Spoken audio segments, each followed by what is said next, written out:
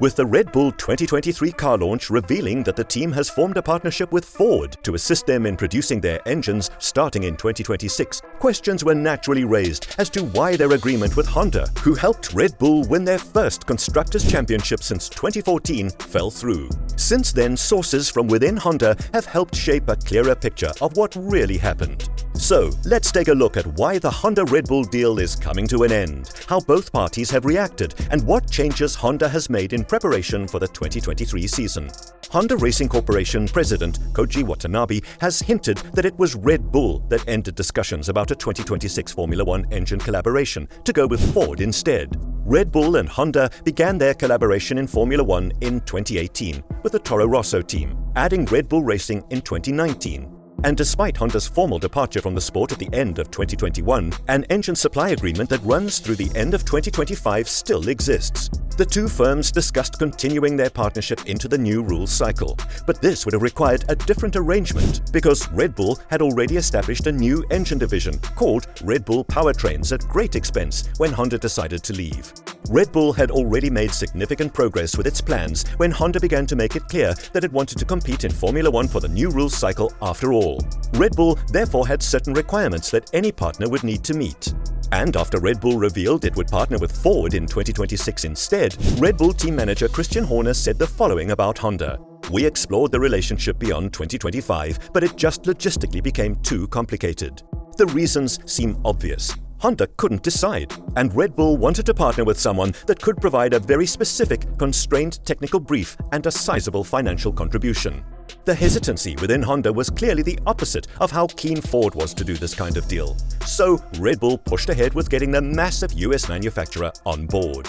However, the partnership between Red Bull and Honda has been very successful and has led to a great working relationship. So it was a little odd to see how quickly it all seemed to fall apart. All of their actions, including the symbolic late-season change of stickers from HRC to Honda, the extension of the partnership until 2025, and the official renaming of the engines as Honda on the F1 entry list, was seen as part of the lobbying for the partnership to last past 2025. In retrospect, however, the talks stalled in late 2022.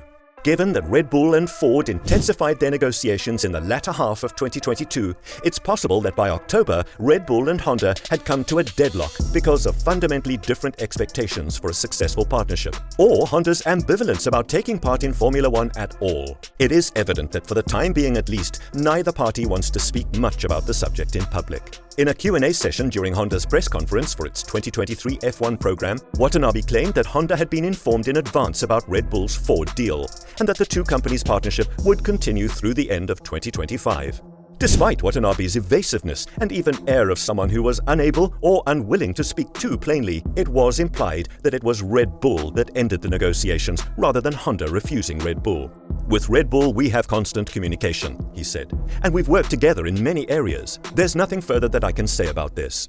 Given that Red Bull is currently Honda's partner, he was either being careful not to disparage Red Bull, or he did not want to criticize the Honda decision-makers who allowed this partnership to end. The idea that Honda had failed by losing Red Bull to another manufacturer did, however, make Watanabe appear uneasy.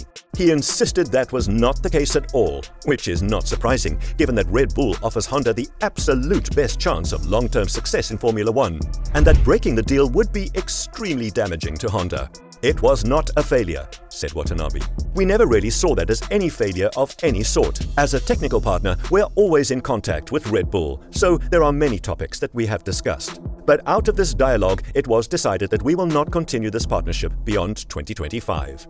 No matter what happens after this, Honda will continue to be Red Bull's engine partner until the end of 2025, and they've made significant improvements over the winter after some concerning signs early on in 2022.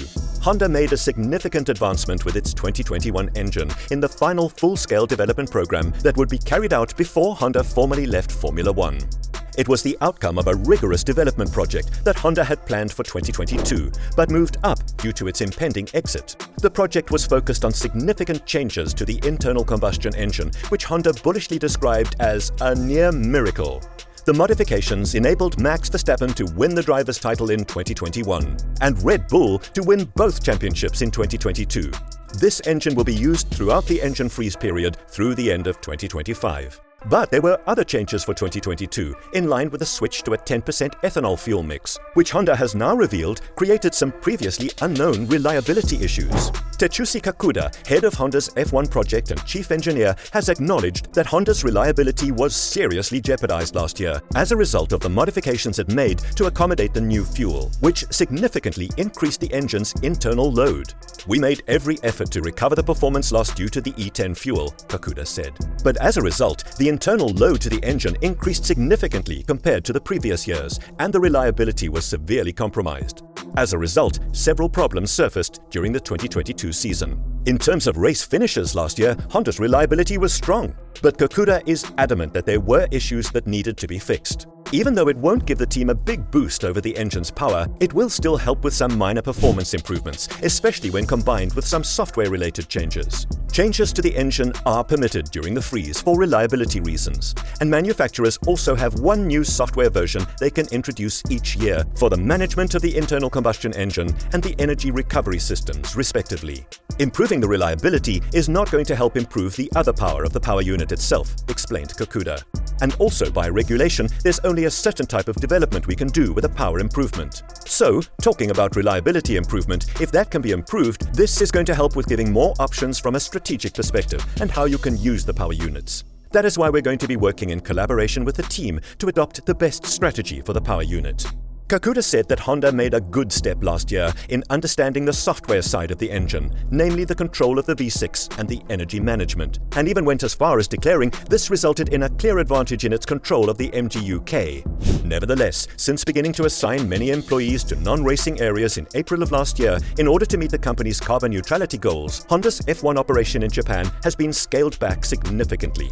It has essentially maintained a sufficient number of employees working on F1 projects to build the engines, manage real-time mission control support during race weekends, and deal with any reliability issues with the current power unit during the engine freeze period. It will be interesting to see where Red Bull goes with this Honda partnership over the coming years as they get ready for Ford to enter the picture. With the team becoming more and more independent on the engine side, Honda may well find itself booted out of the picture even sooner than the end of 2025. In which case, it will be left scrambling to find another customer, as they've expressed interest in building an engine for the 2026 rule changes. Given the limited number of available teams on the grid, Honda is undoubtedly making a lot of efforts into getting at least someone on board. However, it is currently unknown who that team will be. There have been some rumors about a possible reunion with McLaren, but these are just rumors. And aside from the Woking squad, it's difficult to imagine another team that would be willing to give up its current engine suppliers. But what do you think? Will Honda be able to find another customer by the 2026 campaign?